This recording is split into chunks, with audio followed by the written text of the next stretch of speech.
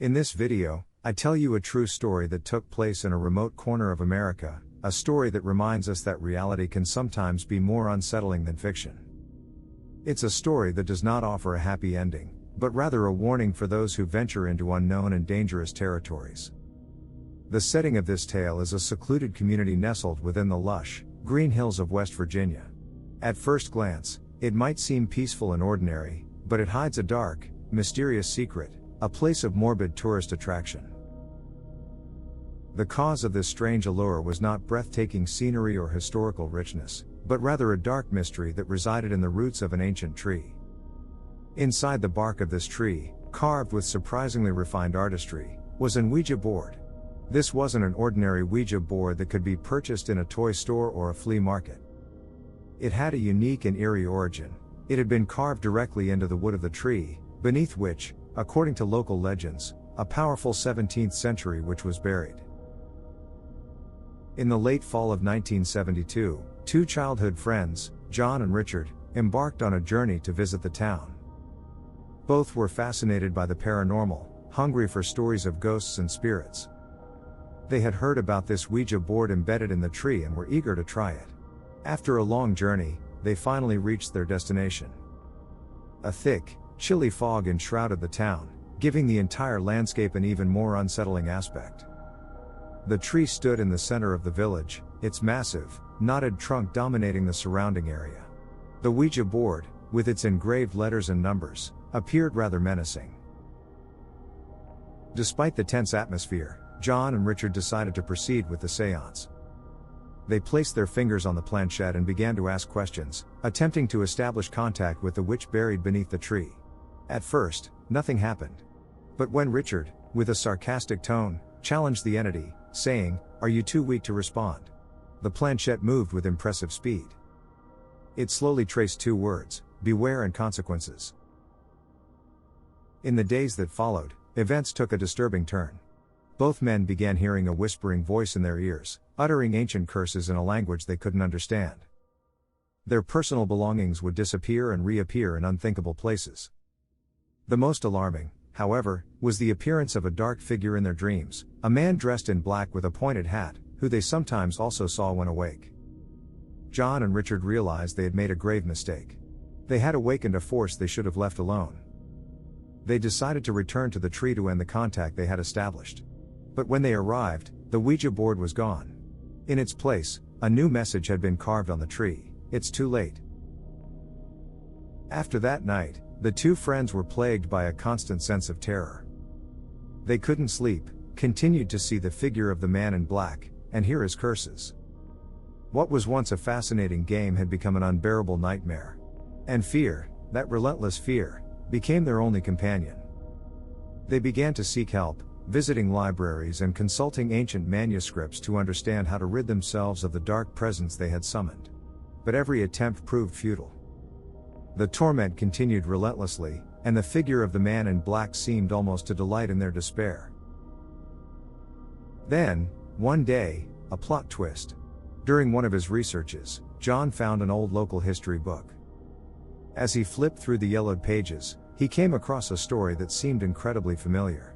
It was the story of the witch buried under the tree, the same one they had summoned with the Ouija board. In the story, it was said that the witch had once been a respected man, feared for his powers but also esteemed for his wisdom. However, after a tragic event, he turned against his community, becoming a dark, vengeful entity. Only when the community recognized their mistakes and asked for forgiveness, did the witch find peace. Realizing that perhaps this was the solution, John and Richard decided to return to the tree. There, with trembling voices, they asked for forgiveness for awakening the witch and challenging him. The response was immediate. A cold wind blew, making the leaves of the tree quiver. The figure of the man in black appeared before them, but this time, he didn't seem threatening. He looked at the two men and then slowly disappeared. From that day, John and Richard no longer saw the figure of the man in black. The whispers in their ears ceased, objects stopped moving around. It was as if a heavy veil had been lifted from them. Life seemed to finally return to normal, and freedom from that curse felt like a precious gift. John, wanting to forget the entire experience, decided to keep the Ouija board, hoping to bury the memory of that terrible night. However, the peace they had so desired was short-lived. Just a few months later, another plot twist shook their lives. It was Halloween night and Sarah, John's younger sister, found the Ouija board. Unaware of the power of the object, she decided to use it as part of a game for her Halloween party. Sarah and her friends, amused and a bit scared, sat around the board and began to ask questions. When the planchette started moving, the girls laughed nervously, thinking one of them was manipulating the object. But soon, their amusement turned into terror. Sarah started seeing the figure of the man in black, the same one who had tormented her brother and Richard. But for her, the visions were much more intense. The figure appeared not only in her dreams, but also during the day, whispering dark curses and showing her horrific images. Despite John and Richard's attempts to help her, using their experience and knowledge gained, Sarah's visions didn't stop. The young girl couldn't bear the stress and fear. She was admitted to a mental health institute, where doctors tried to help her deal with her hallucinations. But the curse of the Ouija board proved too strong. Despite numerous attempts at therapy and treatments, Sarah continued to see the man in black. Her mental health progressively worsened, and it became clear that she would likely never return to the girl she once was. The story of John, Richard, and Sarah became a warning to all those who considered the Ouija board a simple game. For them, the memory of the Ouija board, carved into an ancient tree in a remote West Virginia town, remained a perpetual reminder: the spirit world is far more powerful and dangerous than it may seem.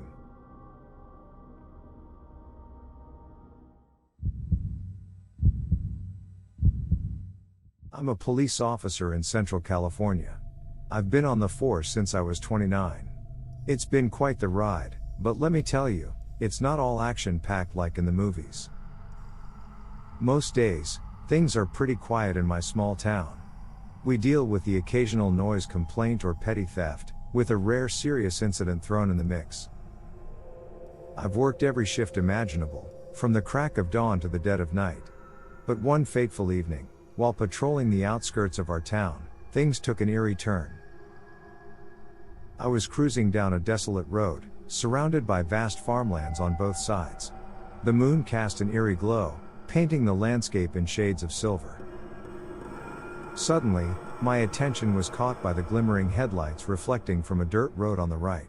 As I drew nearer, I noticed a peculiar sight: the driver's side door of the car was wide open. Instinctively, I veered off the road, my heart racing, and came to a halt. My mind was flooded with thoughts of offering assistance to whoever might be in need. But as I approached the vehicle, something caught my eye. There, lying on the ground, was a worn-out leather jacket. It seemed out of place, as if someone had hastily discarded it. A shiver ran down my spine as I heard rustling in the nearby bushes. Gripping my flashlight tightly, I cautiously made my way towards the sound. The night air was thick with an eerie silence, broken only by the sound of my own footsteps. My senses were on high alert, every nerve tingling with anticipation. Suddenly, a figure emerged from the shadows and darted into the cover of the dense woods. Adrenaline surged through my veins as I radioed for backup, informing them of the suspicious person evading capture. With my flashlight piercing through the darkness, I followed the trail into the labyrinth of trees. As I ventured deeper into the woods, the air grew heavy with an unsettling smell, a mixture of damp earth and decay. It sent a chill down my spine, but I pressed on. Leaves crunched beneath my boots as I navigated the treacherous terrain. My grip tightened around the handle of my holstered weapon, ready for whatever lay ahead. A faint glow beckoned me forward, a flickering light illuminating a clearing up ahead. Cautiously, I approached the source, and what I discovered left me frozen in shock. In the midst of the clearing, a makeshift campsite sprawled out, a tattered tent, an abandoned campfire, and an assortment of mysterious objects strewn about. With every step, a feeling of unease consumed me. Something was amiss. The hair on the back of my neck stood on end as a sinister realization washed over me. This wasn't just an ordinary disturbance or a random encounter, it was the aftermath of something more sinister. Drawing a deep breath, I continued my search. A glimmer of light caught my eye, a flash of metal nestled among the leaves. With trembling hands, I retrieved the object, revealing a blood-stained knife. The blade told a grim tale, its sharpness stained with crimson evidence. As I turned to leave the chilling scene, a low whisper echoed through the trees. It was a voice, distant yet hauntingly clear. It spoke words that sent a chill down my spine, a cryptic message that seemed to linger in the night air. Startled, I retreated, my senses on high alert. Radioing for further assistance, I relayed the unsettling discoveries I had made. The eerie silence that followed my transmission heightened the weight of the situation, the gravity of the unknown. Investigations ensued, forensic teams meticulously combing the woods for any trace of the elusive figure. Days turned into weeks, but the mysterious individual seemed to vanish into thin air, leaving behind only unanswered questions and a sense of unease that lingered in the community. The abandoned car, devoid of identification, remained an enigma. Fingerprints were analyzed, DNA tests conducted, yet no matches were found in the databases. The case grew colder with each passing day, an unsolved puzzle that haunted my thoughts. Years have gone by, and the events of that night remain etched in my memory.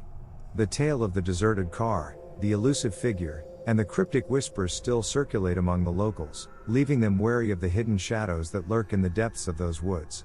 The truth may forever elude us, but the echoes of that night continue to haunt our town, a reminder that some mysteries are destined to remain unsolved.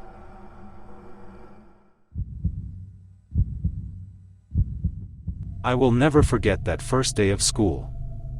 As a senior student at Lakeside High, I was used to the anxiety and euphoria of a new school year.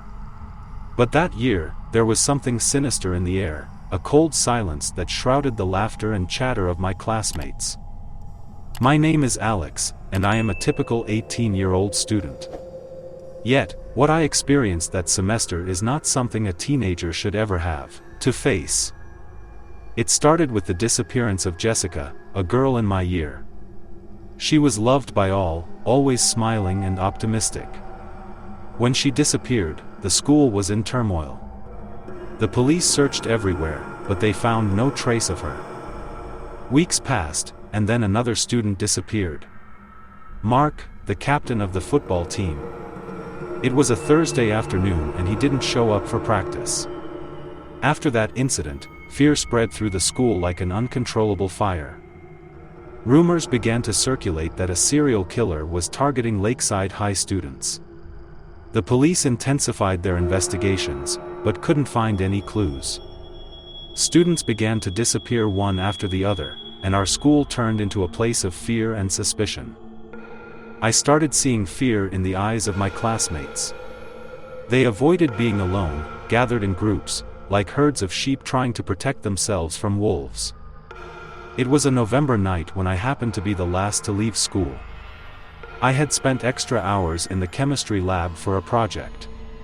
I was walking along the dark corridor, when I heard a noise behind me. I turned and saw a dark shadow moving silently down the corridor. A chill ran down my spine. I started running, trying to reach the exit, but the shadow was getting closer. I finally reached the exit, but the door was locked. I turned around, ready to face my pursuer, when a dull noise echoed behind me. I turned and saw the school custodian, with a pair of keys in his hand. He looked at me with a worried expression and opened the door, letting me out. As I ran home, I couldn't help but notice the way he looked at me.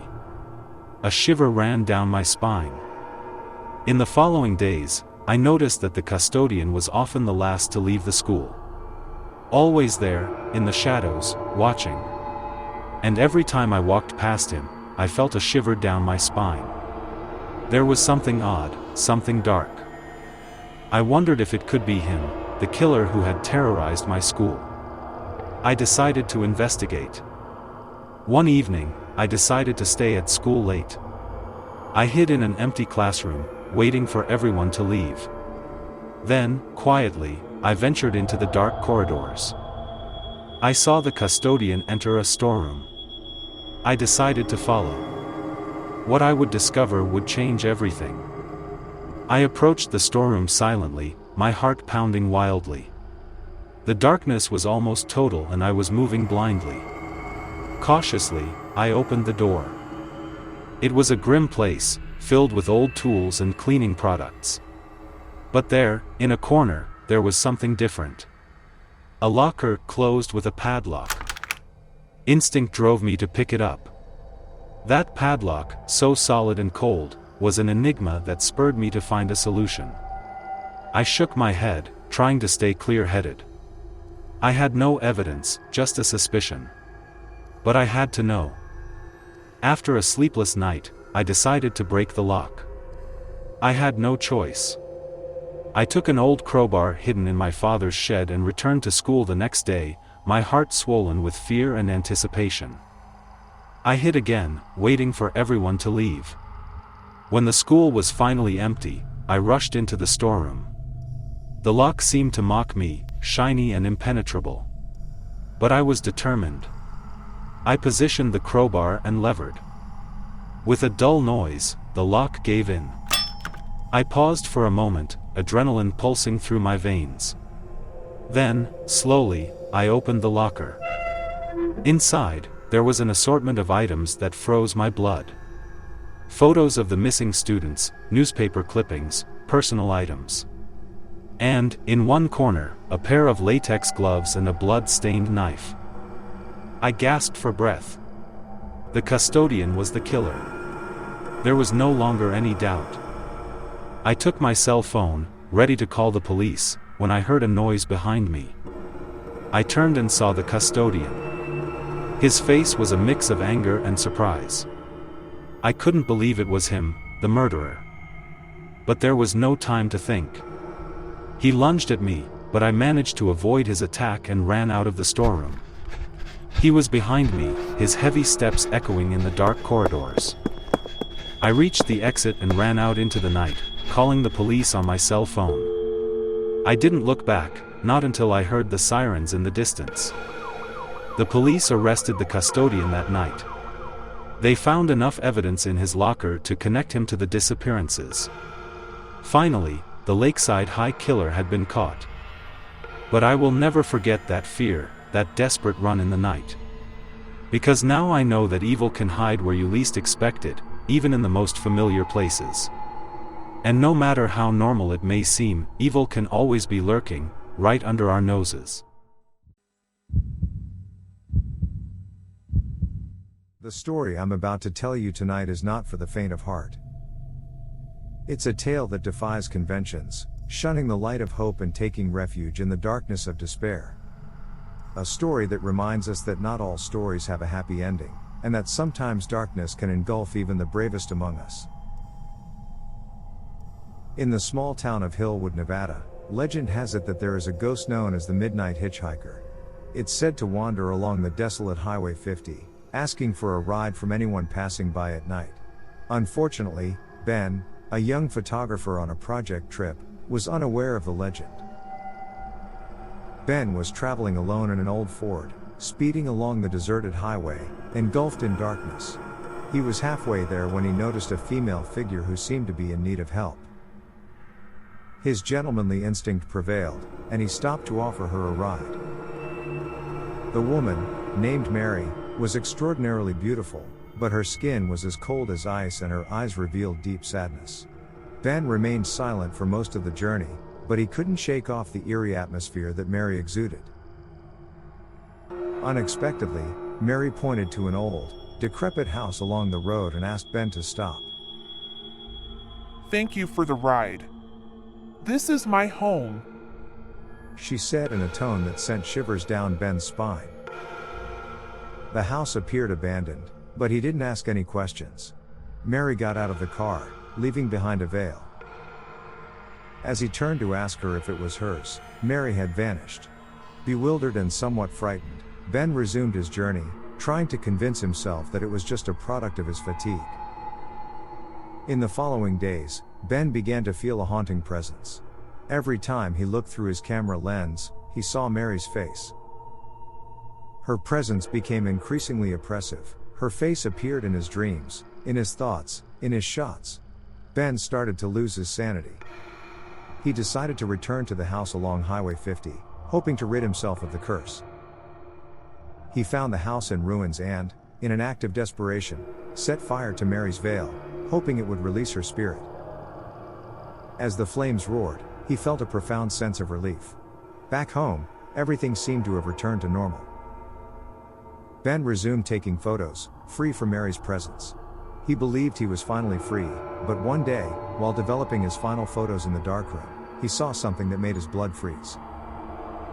In the photos, it was him alone in his car along Highway 50. But there was a figure in the shadows, a figure that shouldn't have been there. Mary was there, sitting in the passenger seat, staring into the camera with empty, sad eyes. Ben then realized he could never rid himself of Mary.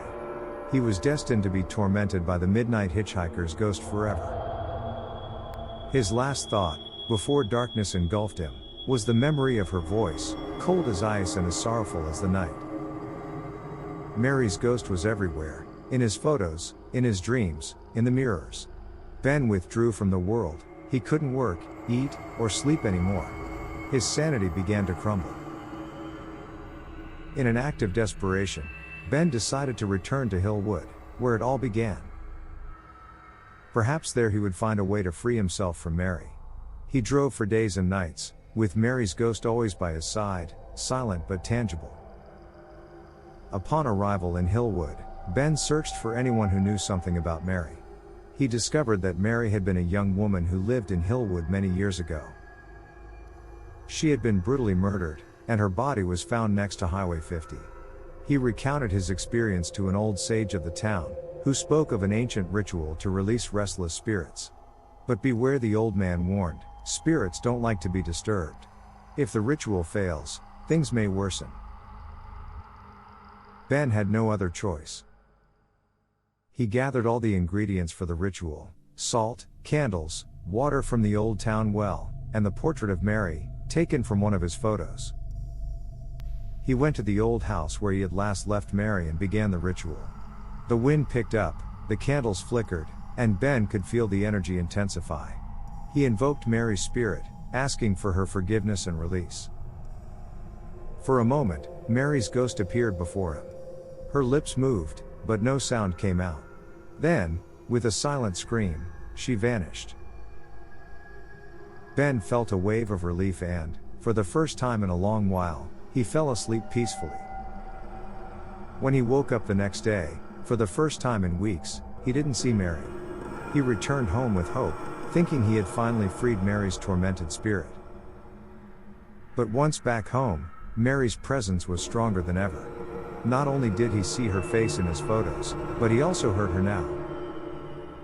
Her voice whispered in the wind, her footsteps echoed in the empty house, and her presence was so tangible he could almost touch it.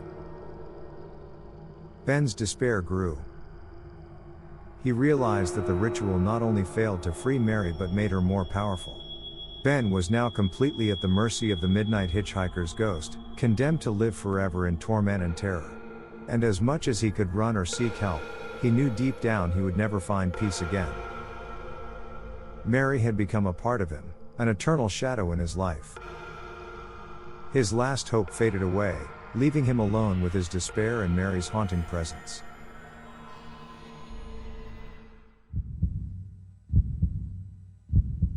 The cast of the horror TV series, Shadow House, had traveled to a secluded Victorian house in Louisiana, rented through Airbnb, to shoot their new season. The actors included Alice, the young and ambitious lead, Bill, the horror veteran, and Mike, the brilliant but demanding director. Also in the cast was Rebecca, a shy girl who played the housemaid. In the plot of the series, every character was cursed and killed in horrific ways. But what started as a normal production soon turned into a nightmare. After the shooting was finished, the cast decided to stay in the house to celebrate. But that night, Bill was found dead, killed in the same way his character died in the series. Initially, the cast thought it was a tragic coincidence.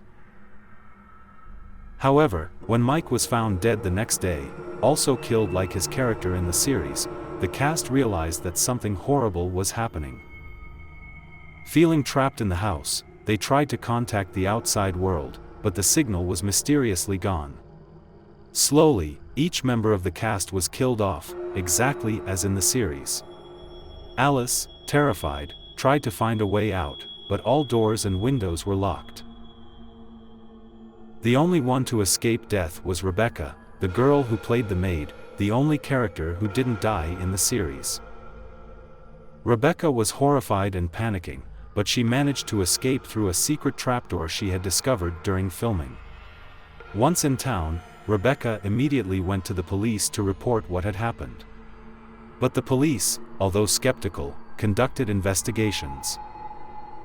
When they arrived at the house, they found it empty.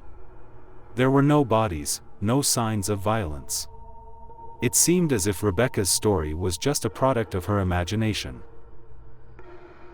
Back home, Rebecca tried to pick up her life, but she was marked by what she had experienced.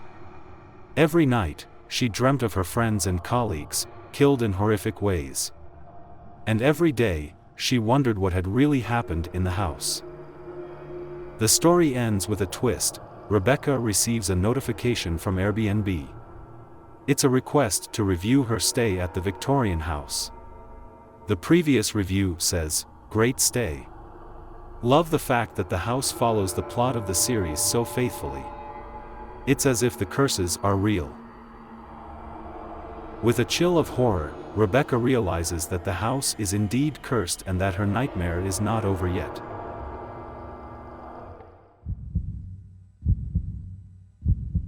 In a small town in Rhode Island, hidden among thick foliage and old dirt trails, there stood a sinister-looking house.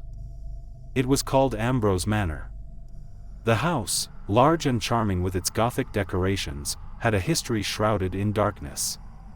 Not a single town resident was unfamiliar with the legend of Ambrose Manor, a tale of death, madness, and supernatural entities.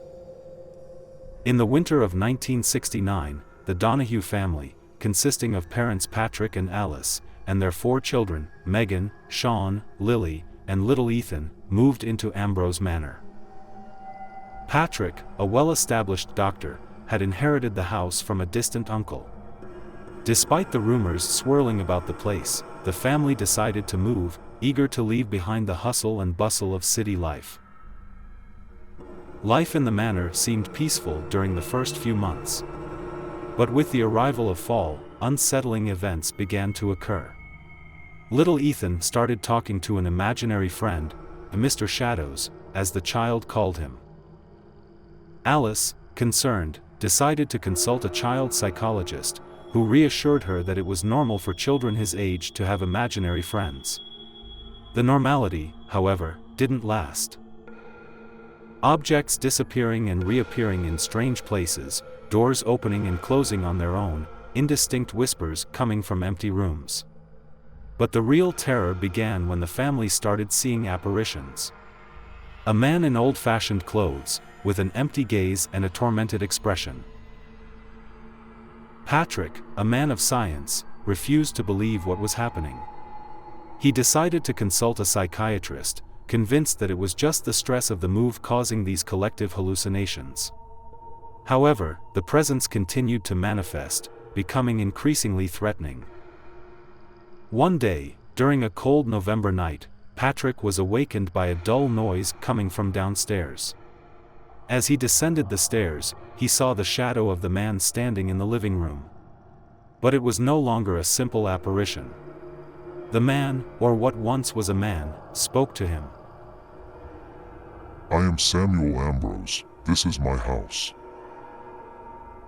Patrick, paralyzed with fear, was unable to respond.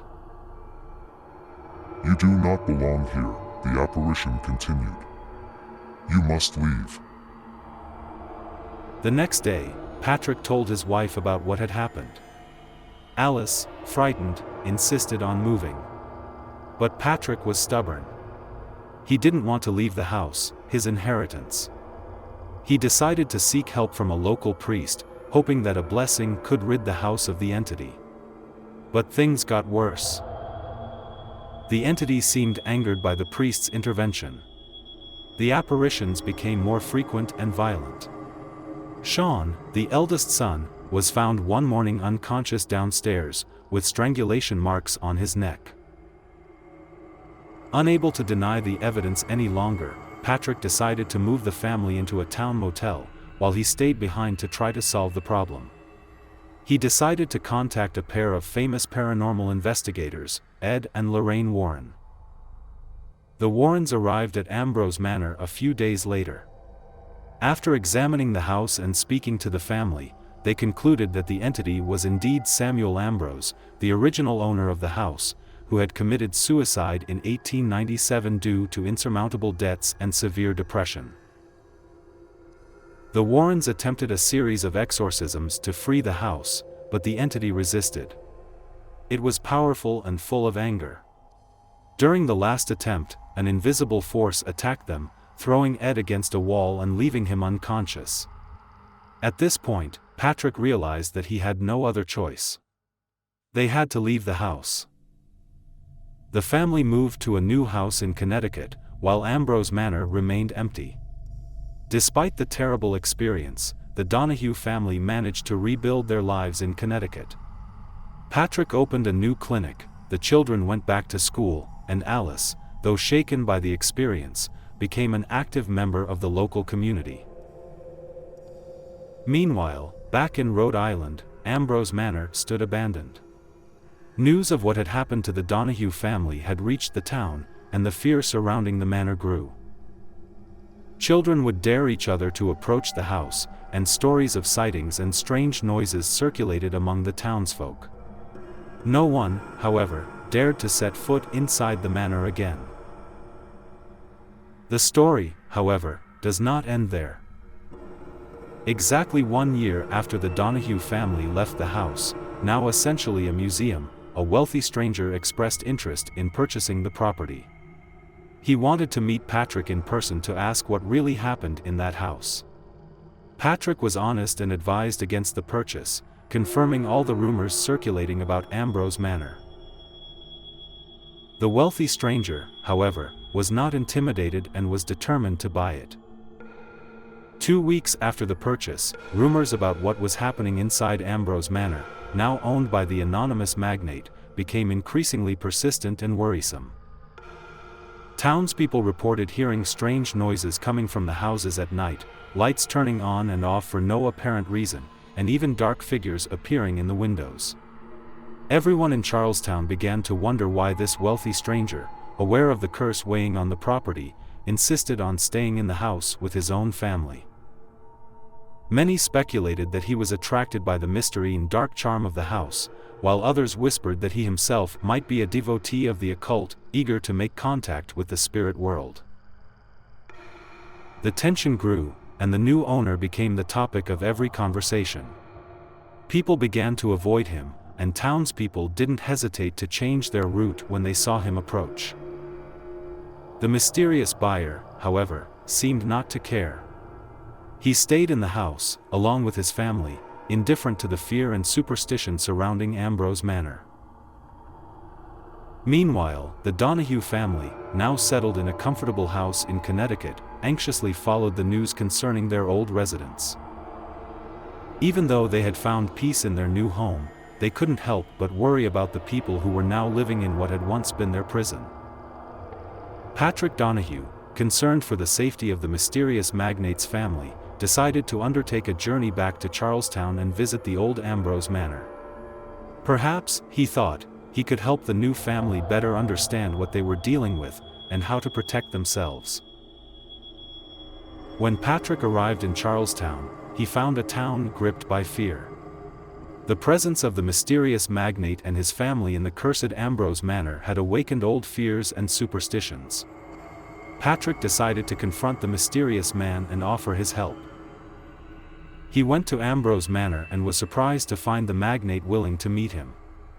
The man, who introduced himself as Mr. Blackwood, greeted Patrick politely and invited him into the house. Patrick couldn't help but notice that the atmosphere inside the house hadn't changed. There was still a feeling of cold and oppression, but it seemed somehow different. Less violent, but more insidious. At the meeting, the hitherto unknown magnate introduced himself as Mr. Blackwood. No one knows if that's really his last name. He confirmed the rumors circulating in town. Yes, his family had experienced paranormal activity. Yes, they knew about the house's curse. But no, they had no intention of leaving. Mr. Blackwood claimed to have purchased the house for this very reason. He was a paranormal researcher, and the story of Ambrose Manor represented an unprecedented case. Patrick was surprised by this revelation and didn't entirely believe him.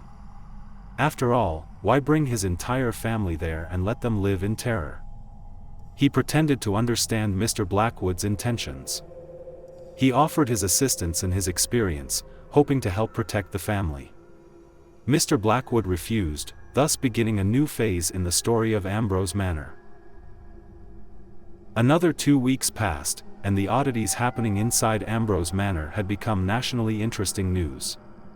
But one day, the pages of local and national newspapers were filled with a startling piece of news that far surpassed the mystery of the haunted house. Mr. Blackwood, the wealthy stranger and new owner of Ambrose Manor, had been arrested for attempted murder.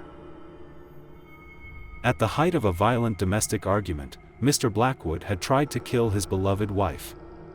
The police intervened promptly and managed to stop him. This terrible act shocked not only the Blackwood family, but the entire New Haven community. After a more in-depth investigation, an even more shocking truth emerged. Mr. Blackwood, it appeared, was a member of a dark cult that worshipped supernatural entities. According to the police, the cult had ordered Blackwood to offer his soul and those of his family to darkness, in an attempt to appease the spirits of Ambrose Manor. All of this, of course, left the citizens dumbfounded. Conspiracy theories began to circulate, making Ambrose Manor even more feared and mysterious. Throughout all of this, the Blackwood family managed to recover from the trauma. After the arrest of Mr. Blackwood, his wife and children moved away from New Haven, trying to leave behind the nightmare they had experienced at Ambrose Manor. They're doing well, according to the latest reports, trying to rebuild their lives away from the shadow of the cult and the curse of the house. Mr. Blackwood, meanwhile, remains in jail, serving his sentence for attempted murder. But the story of Ambrose Manor, with its ghosts and curses, continues to live on.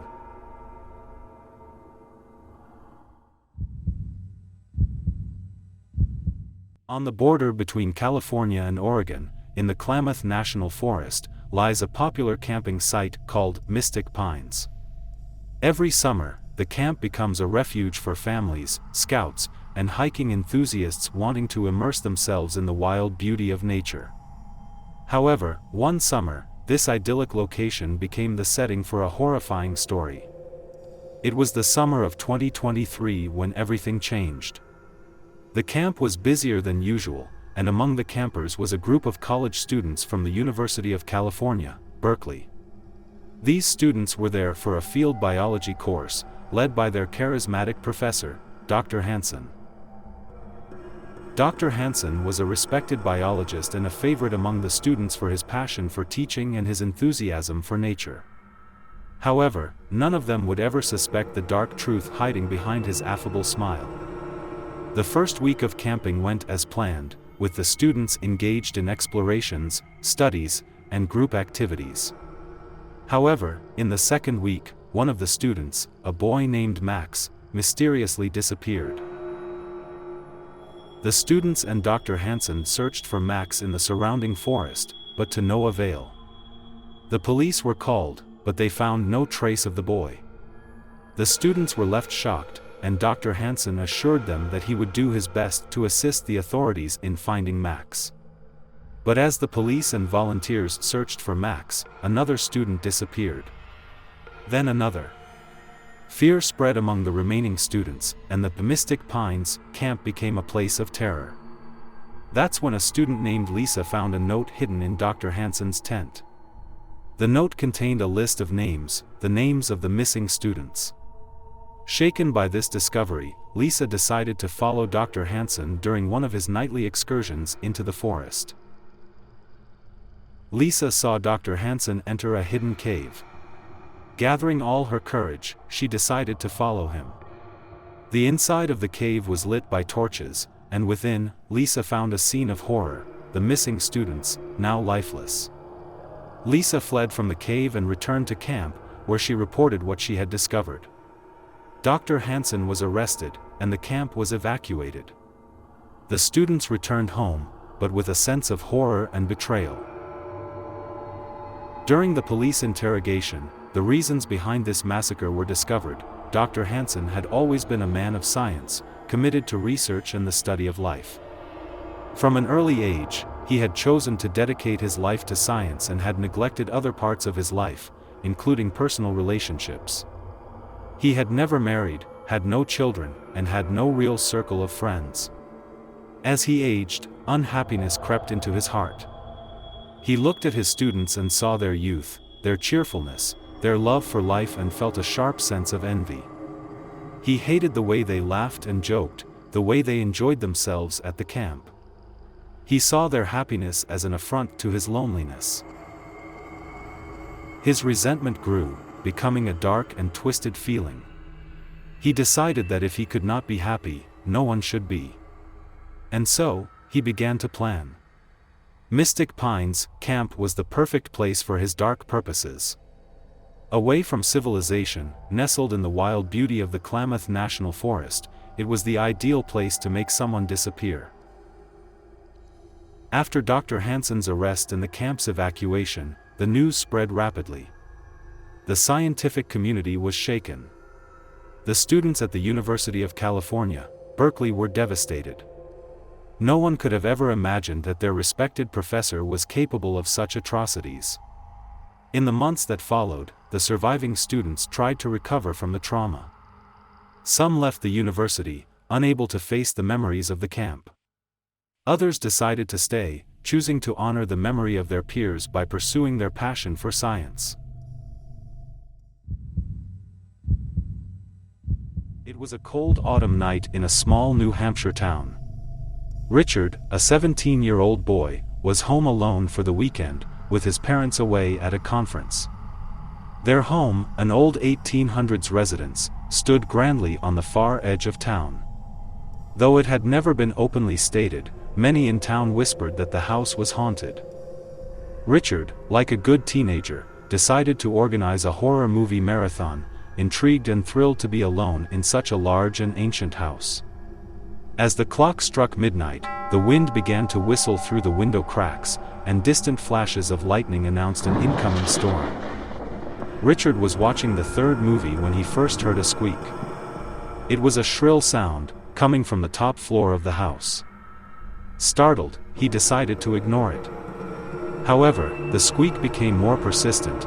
It almost sounded like a desperate cry. Richard couldn't ignore it anymore. Armed with a flashlight, he climbed the stairs towards the sound. The shadows cast by the lightning seemed eerily unsettling. The squeak got louder and guided him to a long closed room, the old library. Richard had never entered that room, it had always remained shut. With a deep breath, he opened the door. The air inside was thick and dusty. The squeak suddenly stopped. Just as he was about to turn back, he heard a whisper. It was a muffled voice, pronouncing his name. Richard. His eyes widened in horror. He felt something move behind him and quickly turned around, illuminating the corner with his flashlight. He saw a dark figure, with red eyes like embers. It was a shadowy entity, its outlines indefinite, seeming composed of a sort of black mist. The figure advanced towards him, its whisper turned into a roar filling the room. Richard ran away from the room, but the figure pursued him. He returned to the living room and picked up the phone, trying to call for help. But the lines were dead, the storm probably damaged the wires. He was left with the phone in his hand, as the entity neared him. He felt a chilling cold sensation, as the room filled with suffocating darkness. Richard realized he couldn't escape, but he wouldn't let this thing take him without a fight. He grabbed an old crucifix that was hanging on the wall, brandished it towards the entity, screaming for it to leave him alone. The entity seemed to suffer at the sight of the crucifix and began to retreat.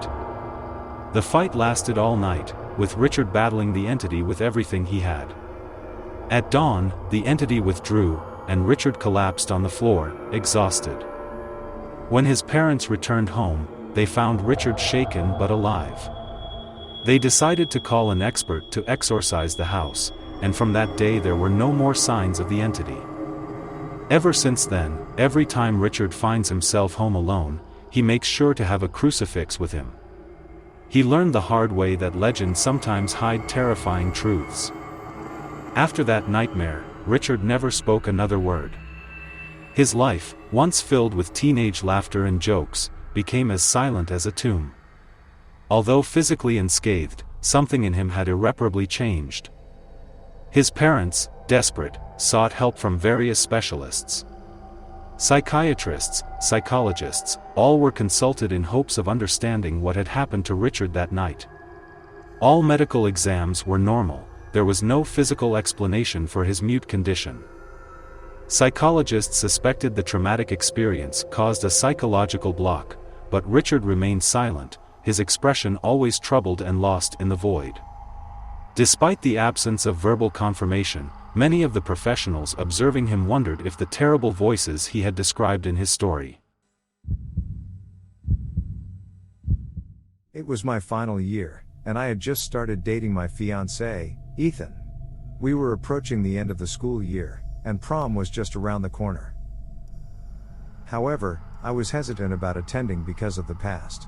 My family had recently relocated to a different city in America due to the unsettling presence of my former stalker, Xavier. He was 4 years older than me, and our paths had crossed during a tumultuous period in my life. Xavier turned out to be a disturbed individual, battling his own demons. After getting discharged from the army, he spiraled into the darkness of hard drugs like heroin.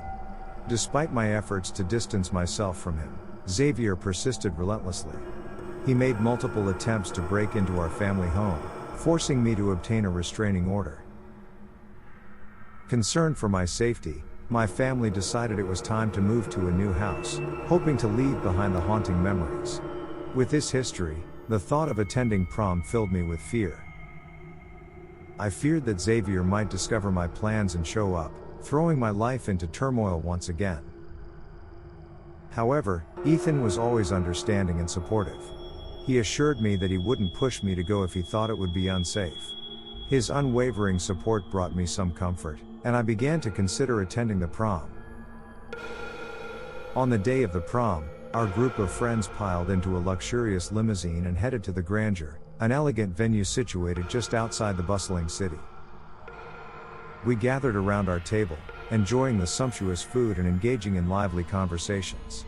Some couples swayed to the music on the dance floor, and Ethan and I joined them for a while. Although I tried to enjoy the night, a lingering sense of paranoia nagged at me, fearing Xavier's presence within the shadows. During the evening, one of Ethan's friends discreetly handed me a small bottle of soothing vodka, suggesting it would calm my nerves. Hesitant at first, I eventually succumbed and consumed the liquid in the bathroom. The strong taste made me almost retch, but surprisingly, within half an hour, it did alleviate some of my anxiety. As the night wore on, our group decided to leave for the after-prom party. It was a tradition where we continued the celebrations and indulged in more revelry at a different location. Exiting the venue, I scanned the parked cars and noticed one without its headlights on. Although I wasn't certain if it belonged to Xavier or if he even drove, my heart skipped a beat when I spotted a figure inside, wearing a baseball cap, their face concealed. Nervously, I pointed it out to Ethan, but he reassured me, urging me to relax and dismiss the possibility. We climbed into our friend's car, who kindly offered to give us a ride to Melissa's house, where the after-party was being held. Throughout the journey, I constantly glanced over my shoulder, searching for any signs of pursuit. However, the sea of cars on the road made it impossible to discern any potential threats. Ethan's comforting words and the warmth of his hand holding mine helped quell my rising fears. Arriving at Melissa's house, we found a lively gathering already in full swing. Around 20 people filled the house, immersed in laughter and consumed by the party atmosphere. Drinks flowed freely as the night reached its peak. Eventually, Ethan and I decided it was time to call it a night. He contacted his sister to pick us up, and we hurried outside to join her in the waiting car.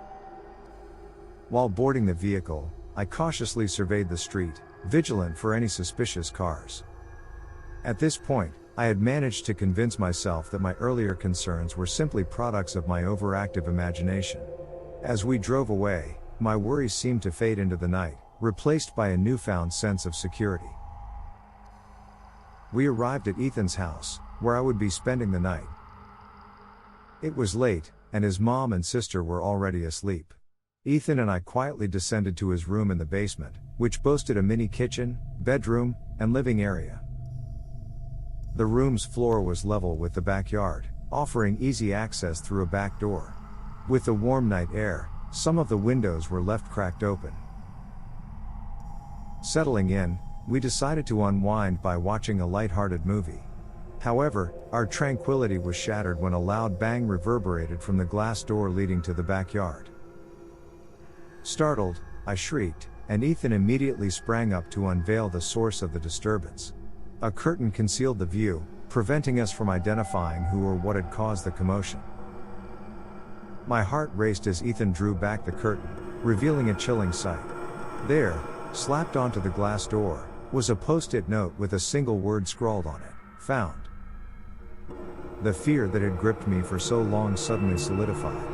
Xavier had followed me from the prom to Melissa's house, most likely drawn by the sound of my laughter that echoed in his ears. My paranoia had been justified all along. We hurriedly ascended to Ethan's mother's room, waking her and urgently explaining the situation. Panic consumed us as we reached out to Ethan's father, who was a retired police officer. He called for backup while we anxiously awaited their arrival, a seemingly interminable wait. Finally, the doorbell rang, accompanied by the authoritative knocks of the police. Ethan and his mother went to greet them, providing a detailed account of the events. I recounted my haunting past, highlighting the restraining order and Xavier's relentless pursuit, which had now brought him to this new location. The officers inquired about security cameras on the property, only to be informed that none were present. They turned to me, asking if I had any text messages or information about Xavier's current whereabouts. Regrettably, I no longer possessed his contact information, and I remained unaware of his current residence. Just as uncertainty and fear threatened to engulf us, Ethan's father arrived at the scene. Taking the post-it note from the door, I clung to it, hoping it might serve as a link to Xavier's identity through handwriting analysis. Astonishingly, it matched his unmistakable scrawl. With a renewed sense of determination, Ethan's father ensured my safety. He escorted me home in his police car, eliminating any possibility of being followed by Xavier. During the drive, I dialed our home phone, desperate for my father's comforting voice. Tears streamed down my face as I poured out my terror, my sobs piercing the receiver. Upon reaching home, my parents awaited me anxiously in the front yard. Ethan's father reassured them that we had not been followed, offering some solace in the midst of the chaos. During this tumultuous period, Ethan and I found ourselves unable to visit each other's houses, knowing the lingering threat Xavier posed. Ethan's parents swiftly took action, installing security cameras to safeguard their property. Little did we know that fate had more in store for us. In an astonishing turn of events, one of the side cameras captured unusual motion, triggering an alert on Ethan's father's phone. Reacting swiftly, he armed himself and ventured outside, his senses heightened by the smell of gasoline wafting through the air. Following the scent, he stumbled upon Xavier pouring the flammable liquid around their house. With his gun drawn, Ethan's father bellowed at Xavier to drop the can and surrender. At that moment, the tables turned, and Xavier's reign of terror reached its end. My future father-in-law, a retired cop, apprehended my psychotic ex-boyfriend, the one who had tormented my life for far too long. Xavier was swiftly brought to justice, his sentence extending to over 30 years for the multitude of crimes he had committed. Among them, his most heinous act was the attempted arson of the house of a police officer. In the aftermath, relief washed over me like a cool breeze on a summer evening.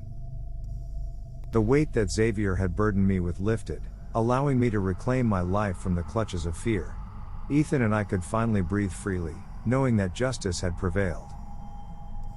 Thus, the harrowing chapter of our lives came to a close, leaving behind scars that would forever remind us of the resilience of the human spirit.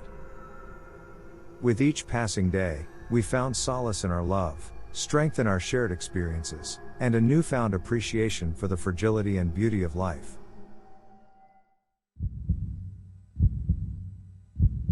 In a small Louisiana town, the Sturdivant House had long been the subject of urban legends and ghost stories. Built in 1892 by a mysterious tycoon, it was known for its hidden hallways and secret rooms, and was surrounded by rumors of supernatural events. In 2005, a young woman named Emily, passionate about urban exploration, decided to investigate the Sturdivant House. Armed with a video camera and a flashlight, she entered the old abandoned structure. What she found was beyond imagination. The diaries detailed ceremonies and sacrifices that were said to have taken place in the house. Emily, with growing horror, realized that the Sturdivant House had been the center of paranormal activities far more sinister than the legends suggested. As she continued to explore, she began to hear strange noises and see shadows move at the edge of her vision. She started to hear whispering voices, almost as if the walls themselves were speaking.